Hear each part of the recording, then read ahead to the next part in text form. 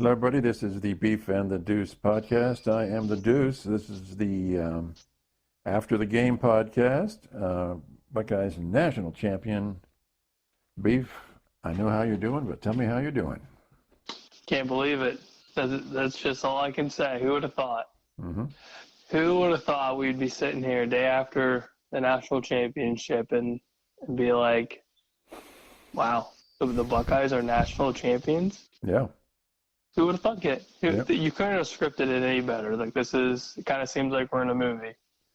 Yeah, there was a question I was thinking, but it's hard to compare because it's the first year of the 12-team playoff. But I'm trying to think of any team that went on a 4-game stretch of winning against that high-quality opponents, each by double digits.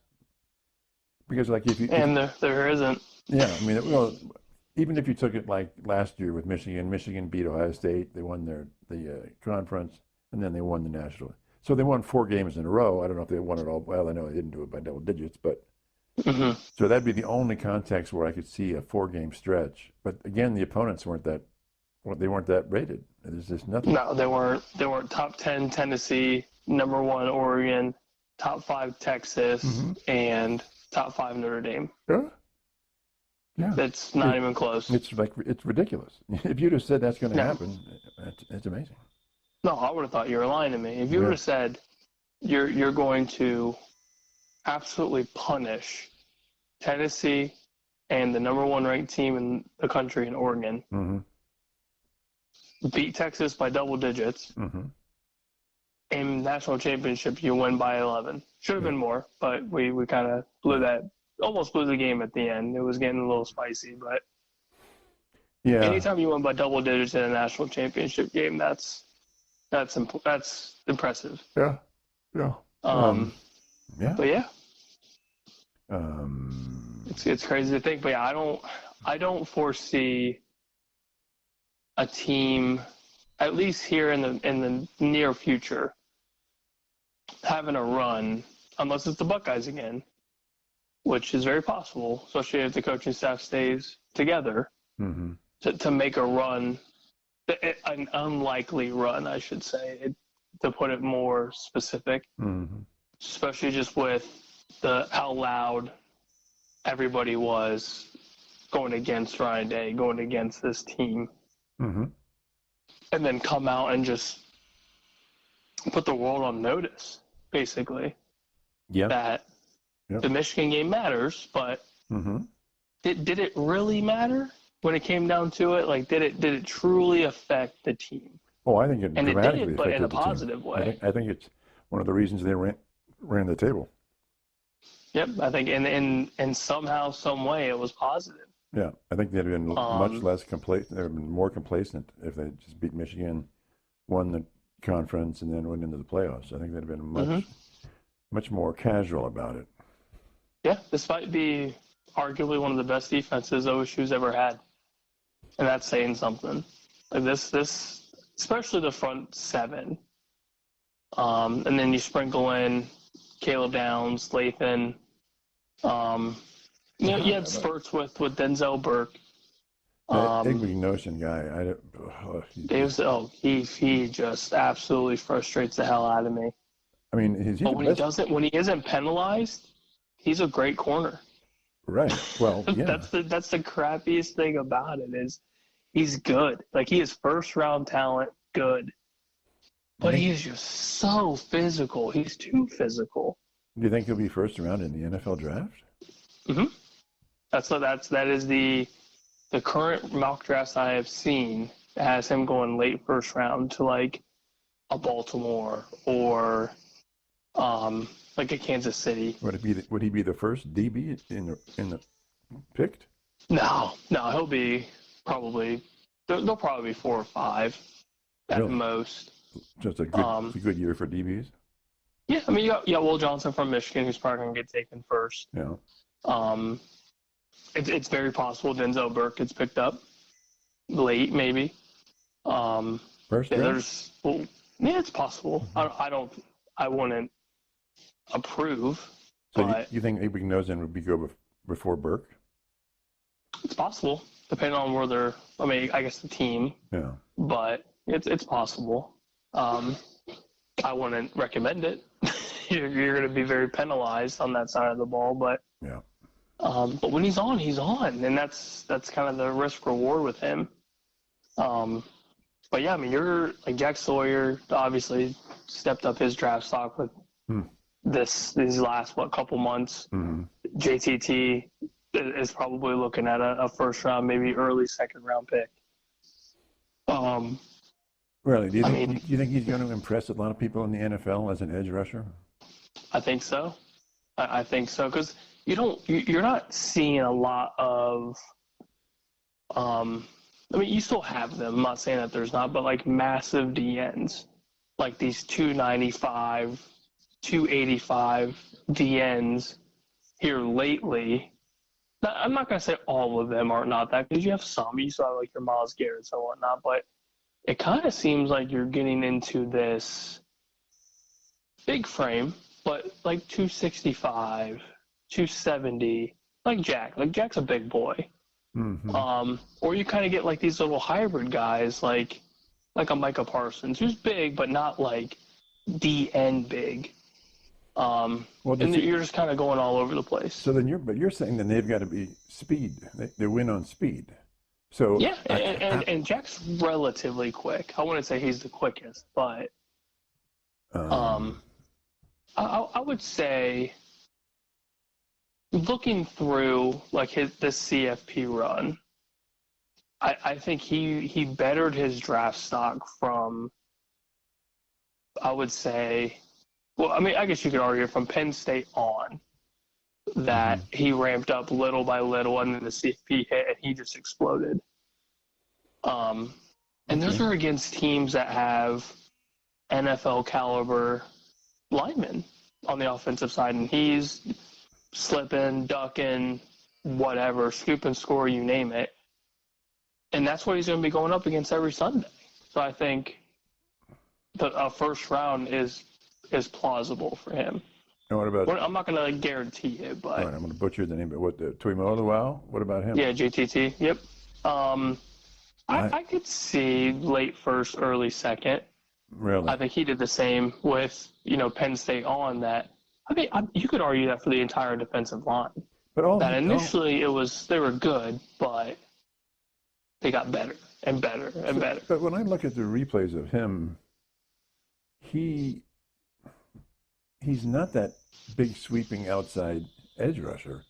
He just pushes people back to an extent, but I don't really see big moves. He's sweeping moves with the arm, spin moves like that, the Bosa's do and all that stuff. And I don't think what he's doing is going to be that special in the NFL. He's not going to be able to just push people back all the time. And I think a lot of his success comes from our defensive backfield. A lot of those were coverage sacks or pressures because the quarterback had nowhere to throw the ball, and eventually the defensive linemen are going to catch up. Yeah, and I can see where that's the I guess the Achilles heel, so to speak, with them. They're not like these brute forces. So right. Technique, speed, and all that are going to come into play.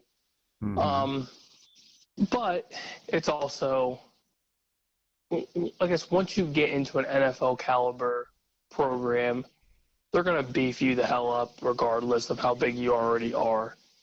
So like the Bosa's of the world, I think, is like a prime example. Like they were big, and then now they're NFL big. Right. So I think that's going to have a lot to do with their progression. And I think skill-wise, they have everything that they need.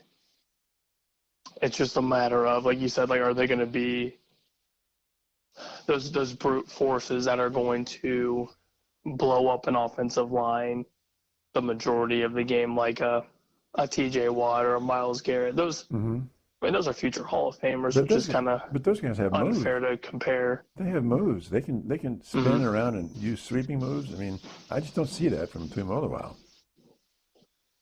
Yeah, that's true. I mean, I'd be curious to see once the mock drafts start piling up more and more, how accurate some of the things I've seen so far are. Especially like when Mel Kiper starts diving into the draft grade and kind of see what they think. But I mean, I think at the very least that whoever's going into the draft, like a Jack, PTT, if Ty goes in, they probably made themselves millions of dollars too, just from the national coverage of all of these games and just how good that defense truly was. So then explain the first drive of Notre Dame straight down the field. We lost the line of scrimmage. We were getting pushed back and pushed back all the time. So the QB sneak was killing us. But we were QB losing. sneak, QB run, whatever. We lost the line of scrimmage on every play. We were getting pushed back into our secondary. And oh God, I know I'm sitting there as we're blowing each other up, like, what the hell is going on? Yeah, I mean, if I'm an NFL scout and I look at this defensive line and I go, man, that sucks. Those guys suck. And that's the tough part too, because you can't. The second that you play cover zero immediately, that's when you get beat deep, and you kind of have to. You try to do what you can with a basic base defense.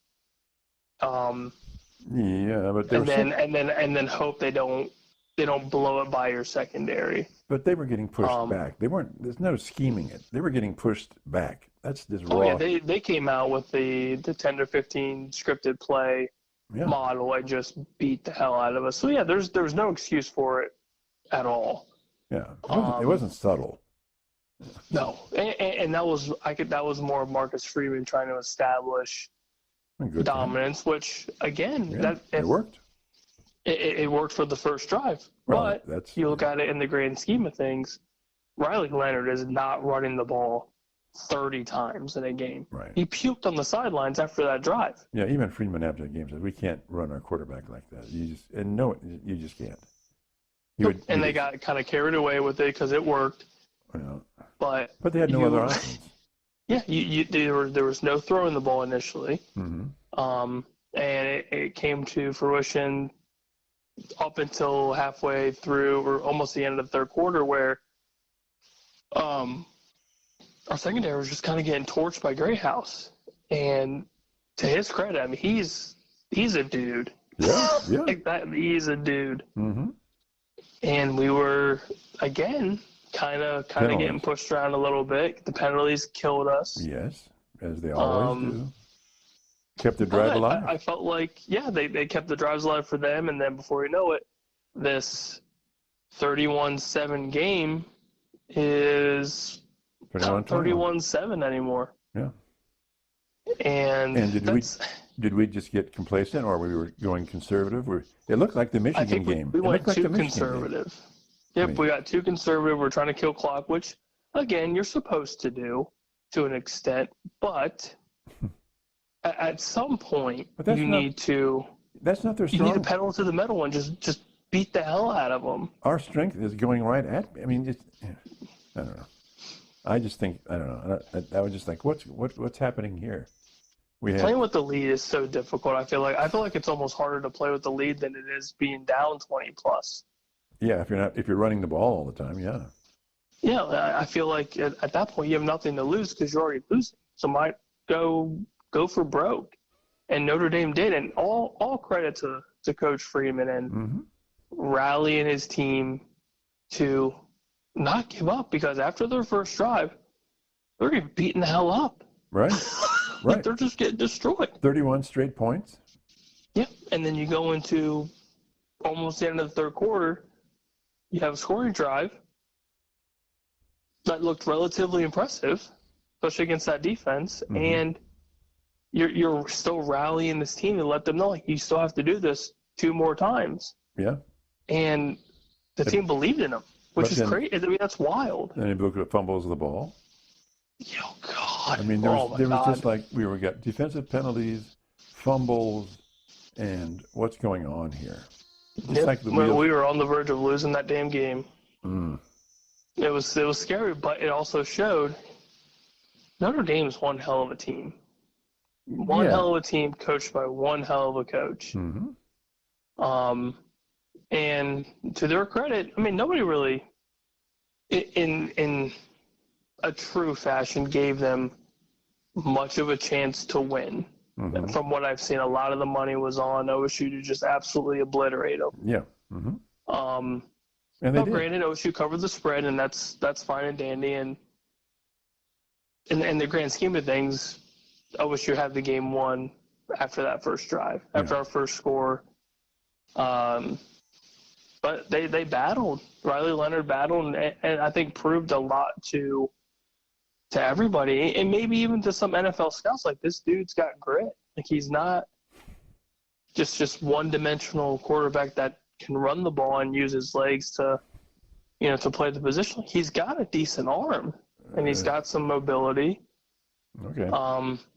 And looked good against one of the best defenses in the country. Right. So let's talk. My question to you was then, let's just talk about Will Howard. Had a phenomenal game, amazing, phenomenal game. Year, Phenomenal he had a phenomenal last 4 games. Yeah, God, oh yeah. So you think he's going to go high on the draft? I'd reject that. I just don't see it. I think I think he's like the greatest NFL backup quarterback ever. Okay. I don't see anything in his arm that's. When you look, of course, you're looking at the NFL playoffs, and you're looking at the highest rated quarterbacks.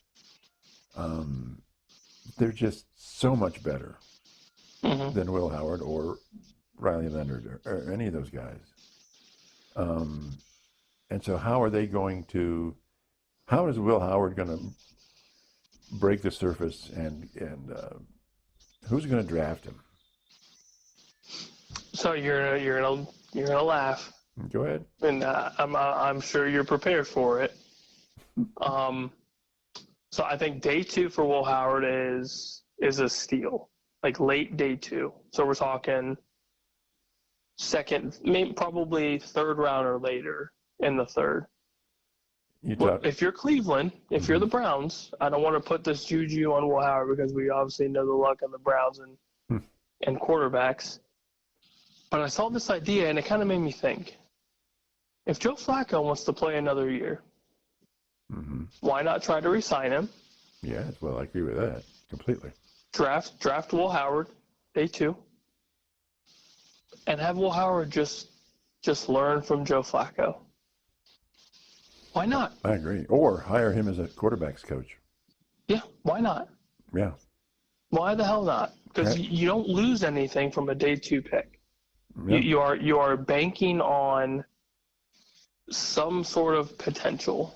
Because day 1, anybody you're drafting first round, you expect them to be a starter, and that's a given for anybody. Right. Will Howard isn't a day 1 starter. We all know that. As much as we believe in him and love him as an OSU quarterback, he's not a day 1 starter. Right. But you take him day 2, have him behind somebody that is a Super Bowl champion, MVP. Why not? Learn the tools of the trade. Get comfortable in a system if Stefanski sticks around after this year, depending on what happens. And just see how he develops from there. I mean, you have nothing to lose, because if he ends up being a washed-up quarterback and it's just an absolute bum, okay, you lost the 3rd round pick. Right. Whatever. But if you develop him and he ends up being a productive dual-threat quarterback, okay, cool. You might have yourself a quarterback for the future. Dual threat quarterback? Very possible. Are you serious? I mean, dual threat? For Cleveland, it's a stretch. For anybody. You think he's really a high-end running quarterback in the NFL?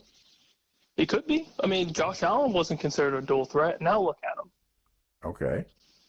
He's huge. And Will Howard has very similar size, if not almost identical. But the arm is radically The arm is completely different. It is completely different. I mean, the thing that separates is, I was watching Will Howard, and then I'm watching one of the pro games, and it's when, I don't know if it was one of the premier quarterbacks, and they're taking the snap. It was a shotgun, and they're going to throw it real quick out to the wide out, which is boom, boom. Now, Will Howard does that. He gets the snap, and then he turns his body, and then he throws the ball. The high-end pro guys get the snap, throw the ball. They don't turn their body. They've cut out a step, and it's just rocket arm. And Will Howard doesn't. He gets the ball, turns his body, and throws the ball, which is a long time in NFL world. It is. Yeah. A second, half a second to a second is forever. But that's also not to say that, he will get drafted. I'm sure he will. Yeah. Well, yeah.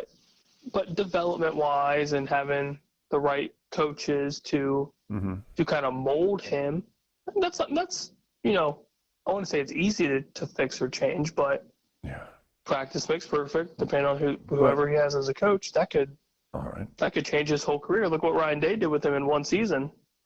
But he goes from Kansas State to be, decent. He's a high-level college quarterback, no doubt. Oh, 100%. But that doesn't translate to NFL quarterback. So, okay. No, I wouldn't say initially, but I think the potential is there depending on where he goes.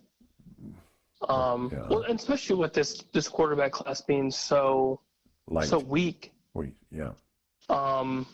He's got a true chance to maybe go to a high quality program and just sit and learn, and then maybe have a chance one day to do something. But I think the potential's there, the size is there. So you're thinking it's going to be the old school model where he is on the sidelines for a year or two learning? I think so. Yeah, and I think if I'm Will Howard, I expect that.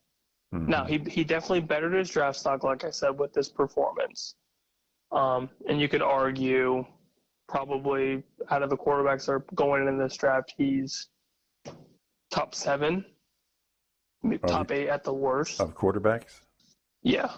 Maybe even top 5 on some list, depending on who the team is. Now, I think 5 is a stretch, but you're also basing everything off potential. Right. And I think the game tape from the CFP shows a lot of potential. But he's throwing to essentially 3 pro-level wide receivers in college. Come on. And I think he chronically underthrows the ball. Deep ball. And that's just not going to cut it in the NFL. Oh, absolutely not, which is where the development is key for him. A good franchise. Arm strength. Good coaching staff. Arm strength is going to be the question mark for him. And a lot of these quarterbacks going into this draft have question marks. But to his benefit, it's a weak quarterback class, so it gives him a chance to, probably move up the draft board a little bit later than a lot of people had him initially, which was day 3. So, okay, then give me the top 5 or so teams in the NFL that really, gosh, we've got to get a better quarterback. There are a lot of good quarterbacks. The list goes on. But there's a lot of good quarterbacks. There is. There definitely is. And I think there's a lot of teams that could use a quarterback. Cleveland. So if we're going top 5 teams as of right now, Pittsburgh. I think the Rams, depending on the question mark of Matt Stafford. Really? Put a little asterisk there because you don't know. All right. The Jets, because you obviously have no idea what's going to happen. Yeah. I'm going to throw Pittsburgh in there because we don't know. Right. We don't know what they're going to do with them. But realistically, they've got to do something. Yep. Cleveland obviously needs somebody. Yeah. Anybody. Literally. Tennessee. Yeah. Bad. Yeah. Bad. Bad, yeah. Las Vegas. Badly. Okay. But the list goes on. But does he really fill any of those shoes? Day 1, year 1? No. Day 1, no. Day 1, year 1, absolutely not. I don't think any of these quarterbacks, honestly, day 1, I don't think any of them are ready. I think there's just you're drafting solely potential at this point. But Now, in years previous, like Joe Burrow, for example, everyone knew damn well that dude is sliding into Cleveland, and he's going to be the dude, and he is. Yeah. Lamar Jackson, Yeah. late first-round pick. Everyone knew, this dude's going to be a stud. Mm-hmm. But you don't really look. I don't look at Will Howard being like, he's a dude. Mm-hmm. I think there's a possibility that, whatever franchise he does get drafted to, if it's a higher quality franchise and not a Giants, Browns, any of these lower Tennessee, like he's not going to succeed over there. Right. But say if he goes to, now this is by no means truthful. Say if he goes to a Kansas City and just sits back for a while, because Patrick Mahomes doesn't have forever. Yeah. I know he wants to, but he doesn't have forever. Say if Andy Reid sticks around for just a little bit longer, and you learn from Andy Reid, one of the best coaches in history. That is huge for him. Or if he goes to the Rams, learns under Sean McVay for a year or two. I mean, look at Baker Mayfield, spent half a season in L.A., and look what that translated for him. Yeah. Sam Darnold, Kyle Shanahan, had 1 year in San Francisco, comes over to Minnesota, and leads them to a 14-plus win season. Yeah. It's all about a lot of it has to do with coaching, and obviously you have to have some sort of skill. Yeah. But don't you think with Baker, it was like he had a lot of innate talent. And it was just he was in a sucky scene with Cleveland.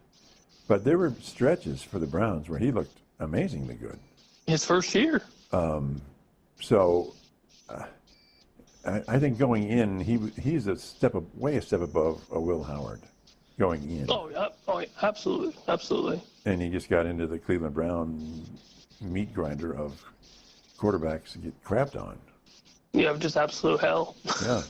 I mean, yeah. So, but I think Will Howard has the potential to do something, but it hinges on where he goes. If he goes to the Giants, he's screwed. Because there's nobody has survived in MetLife, period. Right. In forever. But if he doesn't, like going, under Andy Reid, that's a great idea. He's got to get there. So why would he go to? None of these teams that you mentioned would be. Oh yeah, that's a great team to go to learn under. No, it's not. No, it's not. It's not. So, I mean, maybe I'm overthinking this, but I mean, yeah, sure, if he can get Kansas City or any of the high end, maybe top 10, top 12 quarterbacks, that's great. But how do the teams that you mentioned? They've got to figure it out now.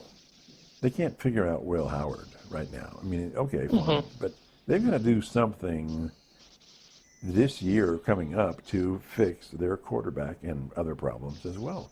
So why would they worry about Will Howard if they know he's not going to start?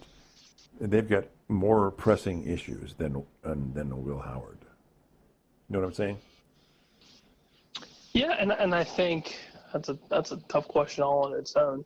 Yeah. It also, and this is kind of a cop-out answer, it also depends on who's looking at him. Because you know damn well you're going to have a GM or a head coach that's looking at Will Howard currently, as of today, being like, he could be our guy. Yeah. But you have us sitting here thinking, with reasonable minds, he still needs time. Yep. Now, his time at Ohio State is obviously going to benefit him tremendously going into the league. Absolutely. But in all reality, I feel like the tools are there.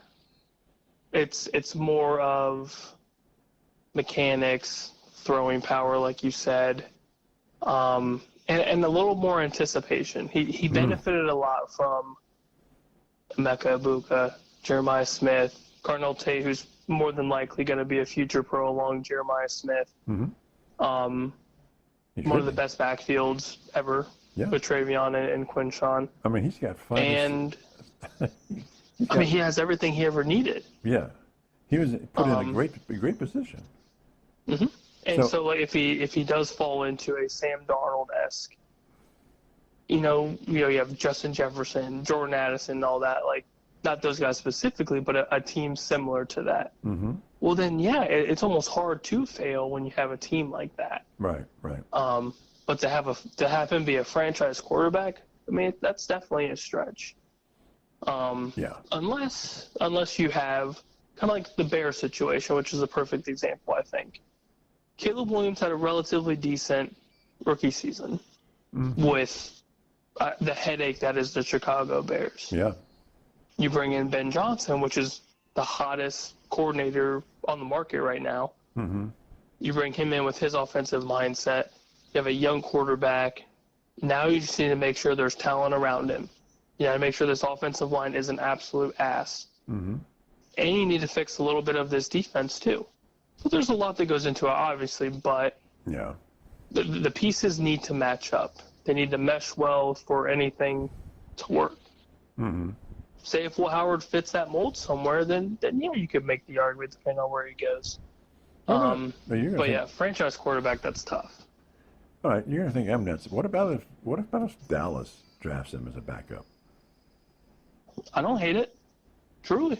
I think it's fine because you're drafting on potential.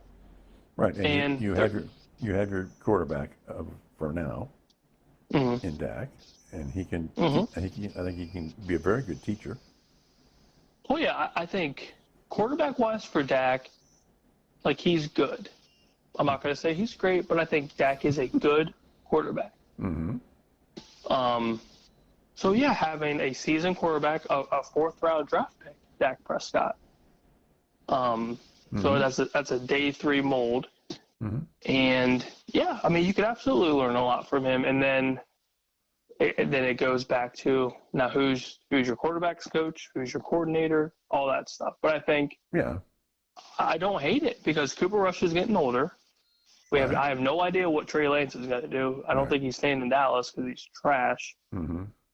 But he would start off as your QB3, maybe even your QB2, depending on where Cooper Rush goes if he doesn't stay. Mm-hmm. I feel like that's good. I mean, I benefit from it as a fan. And if he's fourth round, then it's not going to cost him much. Oh, that's chump change. Yeah, that is absolute chump change. Yeah. So, so I see only upside potential. Yeah, but I like the idea of So I'm just thinking because Patrick Mahomes is a unique. Well, unique is a strong word. I don't think Will Howard will ever pass the ball like Patrick Mahomes. Just doesn't. Well, it's very rare to have a quarterback like Mahomes, and even Matt Stafford, for example, too. It's the throwing style and their throwing ability is second to none. Mm-hmm. Now you go to like the better passers in NFL history.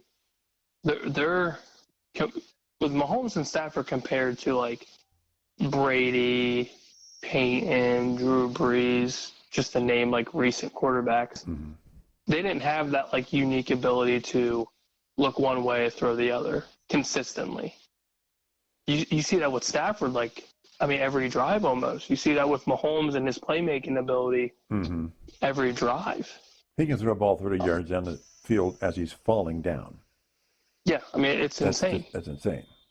Yeah, you can't teach that. Yeah, you can't teach that. That's just something. Obviously, is a unique ability to them. Mm-hmm. So yeah, by no means is Will Howard ever going to approach that kind of that quarterback meta, if you will. Is he a game manager? Depending on the situation, he could be very serviceable. Is he a game manager? I would say that's probably, at least for now, that would be probably the best title. Hell, you can even have him be third and short, fourth and short. Just get that big body up front and just just run him through. Yep. Yeah.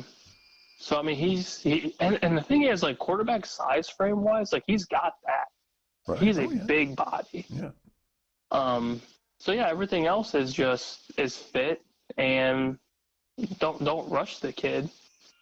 That's a lot of the other things. Like, if you get drafted by the Giants, they're expecting you to have greatness day one, because they don't have any. They don't have anything positive. But do you think somebody in the Giants would go, boy, he's our man for this year? Let's draft him? I mean, they drafted Daniel Jones with the first-round pick, and he is just trash. He had one good season of football, and they gave him $150 million. But coming out of college, what was he like? No, he's terrible. He was just terrible. He had, another good season in college, and it blinded everybody. Mm-hmm. Just blinded everybody. Similar to Mitch Trubisky. Mm-hmm. Another great example. He had one good season of college football in the ACC. Mm-hmm. Got drafted second overall in a draft where there was Patrick Mahomes. All right. What about Cincinnati? Or draft? They want to, I mean, Cincinnati doesn't need a backup. Right, and he and Burrow have similar physical traits. Yeah. Yeah. I don't hate it. There's a lot of good teams that could really benefit from a Will Howard-esque quarterback. And again, we go back to it time and time again. This is a day 2, day 3 guy, and your team is not losing sleep over drafting him. Right. It is a kind of a hope and pray. You've got this potential. You're a national champion. Let's see what you got. Mm-hmm. It's perfect. It's honestly perfect for a lot of these teams, really, that have a unknown backup quarterback or a backup quarterback that hasn't really done much. Well, Howard comes in and competes for that spot.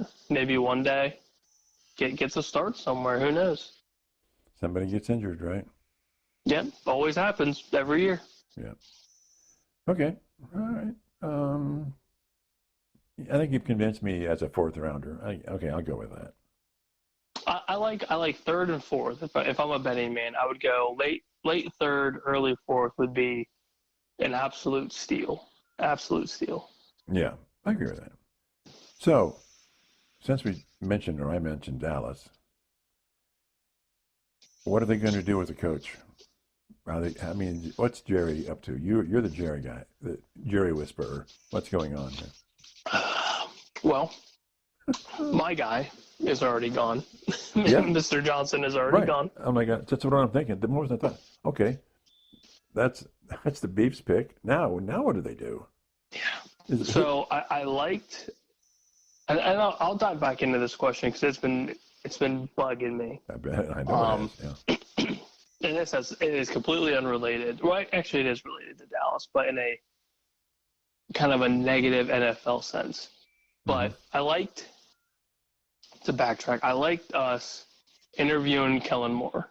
I think that's probably my numero uno right now, because he knows the system. He knows the franchise, obviously. Jerry knows him. Dak knows him. Dak approves of Kellen Moore. Why not? It's a plug and play. Our current offensive coordinator sounds like he's probably going to get the job, though, which is whatever. But if I'm a betting man, for anything positive, I would say Kellen Moore is probably the go-to guy, which, if it's me, I'm probably not going to get what I want. I was going to say, it's all in his favor, which means I think Jerry's just going to overlook him completely. Yep. So, yeah, my number one would be Kellen Moore. I really don't have a number two because nobody else that's really out there I really care about. Right. Now, the Vikings quarterback coach was kind of a name that popped up initially, but not terribly familiar with his work. I felt like everything was really Kevin O'Connell. Mm-hmm. Which obviously I would love if Kevin O'Connell decided to come to Dallas, but they just extended him for almost forever, it seems like. Yeah. But, yeah, Kellen Moore is my number one. But going into that, which is this question, I can't believe it's allowed for NFL teams to interview head coaches that are currently in the playoff race. They're not. Then how is all of this happening?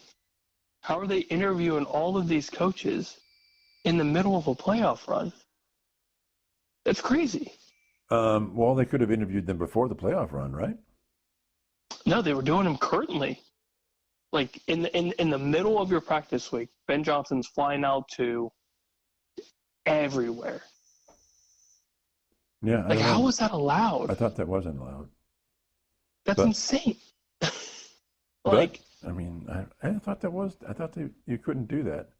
I didn't think it was allowed until I'm looking into all of this, like, more and more, and like all of this traveling with Ben Johnson, because that was the reason it popped up in my mind. Because Ben Johnson's flying here, flying to Vegas, going to practice in Detroit, then flying to Chicago. Like, there's no way that you're focused on your playoff run. There's too much going on. Like, that has to change, I feel like. And then, like, Dallas, for example, Philly's in the middle of a Super Bowl push, and we're interviewing him in Dallas. That doesn't make sense. That should not be a thing. Now, if your team is out of the playoffs, it's fair game. Right. I thought your season had to be over. Yeah. Like, they're doing, like, video interviews, in-person second interviews. Like, that's crazy. That has to change. Well, either the rule doesn't exist or there's some loophole they're finding. That's because the NFL would be all over that. That's not going to. You can't hide I would that. hope they are after this, because you've got Detroit players pissed. Absolutely, they're about to lose their offensive coordinator. They already did to Chicago. Their defensive coordinator is about to sign to be the head coach with the Jets, and all of that is happening in the midst of their playoff push. Like, that's shitty. That's real shitty. Because it doesn't benefit the players. It only benefits the coordinators or the head coaches that are interviewing. Yeah, it doesn't benefit the team. I don't know. I thought I genuinely thought that was a rule that you couldn't do that if you were in the middle. I'm gonna need you to figure something out here, Deuce. I need you to call Goodell and be like, this is shit. Yeah, I got him on speakerphone here. Yeah, you need it. You need him on speed dial, speakerphone, let everybody know. Yeah, and he can figure out my IT problems too. There you go. That's right. God. Okay. So did you have a question for me regarding the? Yeah. Well, we gotta go back to our Buckeyes. Yeah. Obviously, we went way into the Will Howard thing, which is fine, which is all good. We do that. How did Ryan Day do this? How did this actually happen? Obviously, we wanted it to happen, but it actually happened. How the hell did this happen? Okay. So I'm saying that this day one starts after the Michigan game. I mean, because otherwise you're saying, well, they have a lot of NIL, they can bring people in, and that's all good, and that's all he's a great recruiter and all that stuff. But they tanked. They absolutely tanked at the Michigan game. Mm-hmm. And I think their program was at rock bottom. So they had that meeting between the team and just him. So something along the lines in that meeting changed the outlook, changed the perspective of the team. I think he had to own up to the failure. I think he had to with the team, because from what I understood, there was a lot of people on that team that were really, really angry. Mm-hmm. Not just that they lost the game, but how they lost the game. And that even I was watching Klatt today, and he's praising, and he goes, but I still don't understand how Ohio State lost to Michigan. I don't understand it. I go, yeah, well, join the club, dude. We've been trying to figure this out. We can't. Yeah, and obviously the team can't figure it out. Couldn't figure it out. Mm-hmm. So somewhere along the lines, he had to own up and change their perspective, because the talent is already there. The people are there. Am I off base here at all? Because I think everything starts with this playoff run right at the day or the evening after the Yep. Michigan game. Yep, it happened at that first sit down Yeah. with the closed door, players, coaching staff only. It was only Ryan Day, from Oh. what I understand. It was him, Yeah. no staff. So it was just him and the team, and Yep. And it took basically, I'm sure it wasn't like the whole Jack Sawyer note or his little article. Mhm. There was no shying away from the disappointment, the hatred of losing to the team up north, Well, yeah, and the utter confusion of what just happened. There was no covering that up. right. Yeah, And so, like you said, they owned it. Ryan Day owned his mistakes, owned the loss. That it was his fault basically. but he still had to And change. He had to change the culture. yes, and he had to keep the locker room, and that's what he did. He kept the locker room, kept the guys together, had Right. them believe that this magical run can happen. Right. And that was, I think, the one thing, like asking that question, the first thing I thought of was locker room. You have to keep the locker room. Well, If yeah, you lose it, you lose everything. you're done. But don't you think? See, I believe in the little, very limited amount of coaching I'd ever done, and it's very limited, that the players have confidence or they don't. Mm-hmm. And so I think innately most of the people on that team had confidence that they could do what their job was. And if you look at the team, you go, yeah, they should have had confidence in it, right? Mm-hmm. But if it gets shattered or it gets diverted to something else, then you're cooked. Mm-hmm. So I think he had to redirect the confidence into each player and say, you know how to do this. And basically, somehow he had to convince them that it's not that he would get out of the way, but that he would stop screwing up. I don't know, screwing up. That's the only thing I can think of to say, because that's what the Michigan game was a screw up, right? Oh, it was an absolute travesty. I don't know what else to say about it. It's just a screw up. And so it's like we hold our end of the bargain on the field, and you've got to hold your end up. Mm-hmm. And somehow he convinced them that that's what he was going to do. And that they had recommit in their minds that they had the ability to do it. Mm-hmm. And obviously that worked. Yeah, I mean, and you could see it on the sidelines. Just Ryan Day being just kind of feisty, fired up. Yeah, he had to change. He had to change something. Yeah. And it took the worst loss as a Buckeye player fan to light that fire. And I mean, you could just see it. You saw the entire game last night. Mm-hmm. Him on the sidelines, I don't think he ever stopped moving. Right. And then they did his post game interview, and he said he couldn't recall the moment where he ripped off the headset and just chucked it. He had no idea he did that. Like that's the coach you want. You're so fired up that you just completely black out. But let me ask you a question with Ryan Day, and to me it's always been a nagging thing. Brilliant offensive mind, brilliant play caller. That's his strength. That's his thing. Mm-hmm. But when you look at coaches that have won national championships and are essentially legendary coaches, and you're talking Urban Meyer, and you're talking a number of the Ohio State coaches. You can go back to Woody Hayes, but Harbaugh, he has his own personality, his own style, and he turns teams around, and he is his man. Love him or like, and Kirby Smart, Saban, Even the Notre Dame coach, Freeman. Freeman. Yeah, he's got his own personality. And even when you go back in time, they all had a personality you could look at and say, that's them. I don't think he ever had a personality. It was just, he's good. Mm-hmm.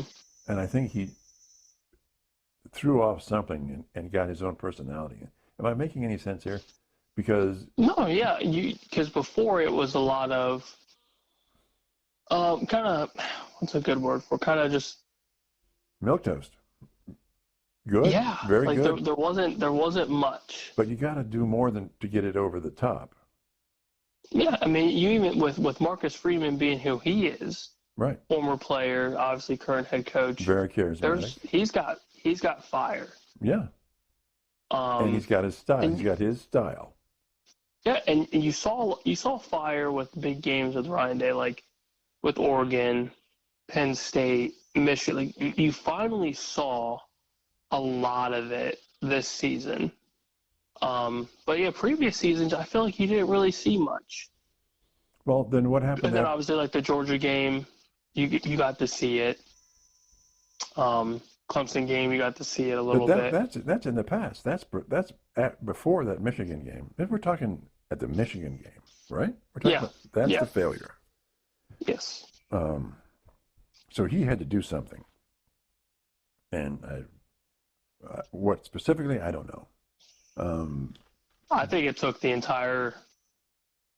I would say the captain's table with Jack, probably Will, and I would assume a lot of the upperclassmen.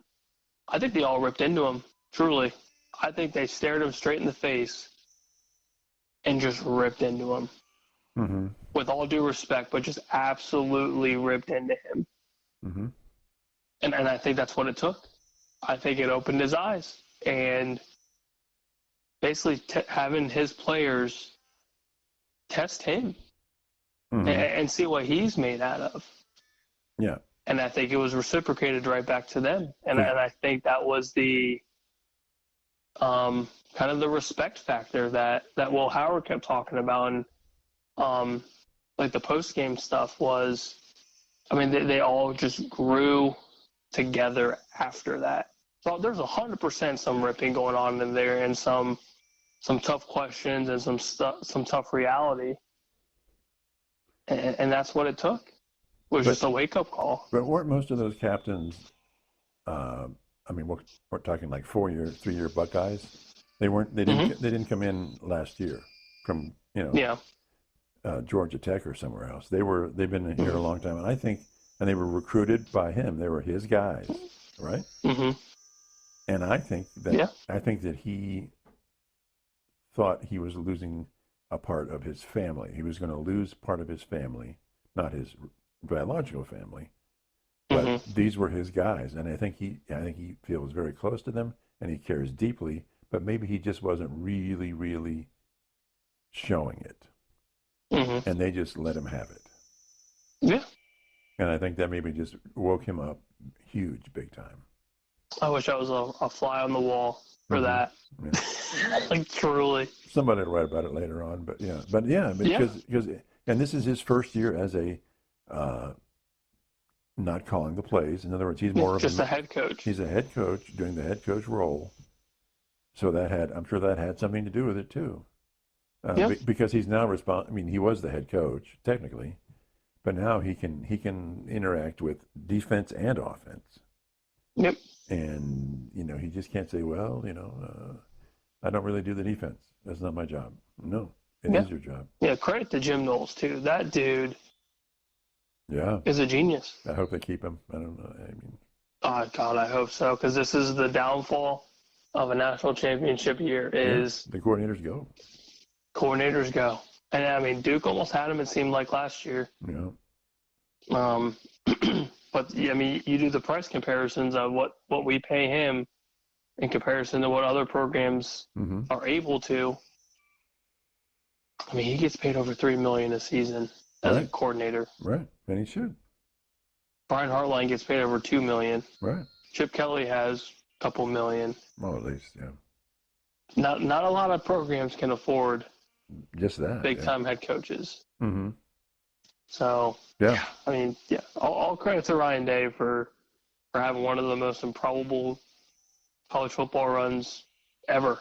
Yeah. That might not ever be topped. We never know. But yeah. I don't think it was X's and O's that changed the outlook. I think it was a very human, very personal element that changed. I think so too. Yeah. And just the sheer violence on the defense, the high octane offense, everything it just seemed different. Yeah. I mean, not personnel wise, but like as a human being and as a football player and as an offense and a defense, like everything just looked different. Right. Well, they've had the high-powered offense for many, and through different coaches, many years. But the defense was always defense is good, but not it's never very as good, questionable. Nearly as good as the offense. Mm-hmm. And I think the defense is good, if not better than the offense this year. Yeah. But it's hard to say because they're both amazing. So that's my unofficial take on that. It's a tough question overall because there's so many parts to it, but he did it. I mean, and also to just sprinkle this on, he was probably coaching for his damn job. I don't agree. I don't think. How do you fire that guy? I don't believe it, but the media that's out there, and obviously you love the Twitter world. No, they don't. I mean, they're calling for his job, which is crazy. They don't matter. They don't matter in Ohio State. They don't matter. They had one of the highest winning percentages over 50 games in the history of college football. Mm-hmm. Top 5. I think there's two or three others that have a higher percentage, but it's top 5 overall. And I think he's like 3rd or 4th or he's something like third. that. But anyway, the most active for sure.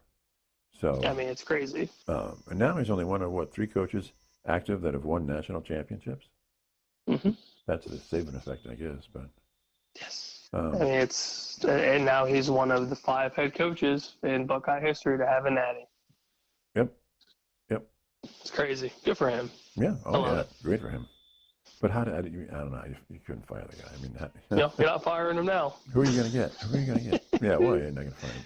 Well, they fired Woody Hayes, but he hit a kid in the throat. So. Yeah. Whatever. Yeah.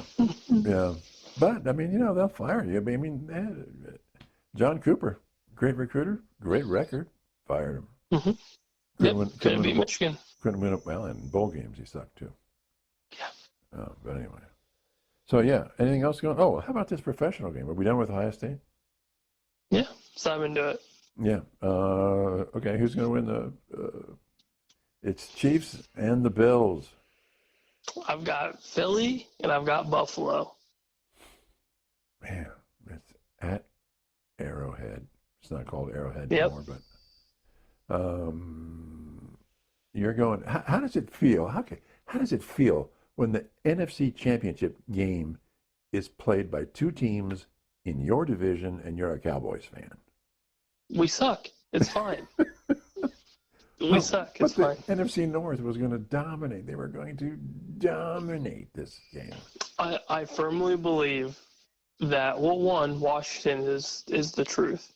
Well, the Commanders are the truth. Their quarterback is amazing. Jaden Daniels is a force to be reckoned with for years to come. But I truly think the deciding factor in that Detroit matchup with Washington was all of this head coaching interviewing with Ben Johnson. You can't tell me that dude is keen in on a playoff game when he has head coaching possibilities at his fingertips. Like I think that was a big factor. But Washington also played a hell of a football game. Yes. And made Jared Goff look like a fool. Yeah. Yeah, your Lions, but they scored a lot of points. Yeah, it was a fun game. Yeah, their defense. Now they're tested. Their defense came. They've been tested, and now they're going into Philly, and Philly's tough, man. Philly is tough. And you're taking, but you don't like Philly, but you're taking Philly over. I hate Philly, but Philly is a damn good football team. Saquon is insane. Yeah. Like, just truly insane. Should be MVP. At this rate, he should be the damn MVP. I don't know if Washington has enough defense to stop him, Hurts, A.J. Brown, Devontae Smith. There's just too much. Too much. Is that game this weekend? I think it is. Yes. A lot of the weather. I mean, when I was watching the Buffalo game, and the weather wasn't great, obviously, and it was cold. But I'm thinking, not a big deal. No, Buffalo's used to that. Of course, their team they were facing wasn't used to it. But then you looked at the Philadelphia game against Baltimore, and you go, yeah, it got a little heavy on the snow. But just a little bit. But that's when a Derrick Henry or a Saquon Barkley is going to destroy teams. And Barkley just ate them up. Yeah. Yeah, broke those runs. Yeah, LA wasn't ready. They played well, and then Barkley came along. Yeah. And I think that's the biggest factor for them is if Washington can limit Barkley somehow, some way, that game gets interesting quick. You're just not a fan. I don't know if they can. You're not a Hurts fan, right? You're just not. No, just because he's so inconsistent. Like, you've got games where he is a massive threat. Now, he's a threat with his legs at any point in time. Right. But it's his passing attack and his passing ability that's so suspect. Mm-hmm. So if it does get into kind of a shootout, I think that kind of benefits Washington passing-wise. But the other deciding factor is Philly's secondary, and that defense is playing really, really well. Yeah. And it's in Philly, obviously, so it's not the easiest place to play. Yeah, but Washington's just down the road, so. Yeah, this is true. It's going to be They're both open-air stadiums, right? Yep. It's going to be a fun NFC Championship game. I think I hope it's close. So they got Philly by a touchdown, or 6.5, I think it is now. Mm-hmm. Wouldn't it be great, though, if a rookie quarterback went into the Super Bowl? I would love it. I think it would be, obviously chaos, my favorite word. Mm-hmm. But I think seeing something different would be good for the NFL.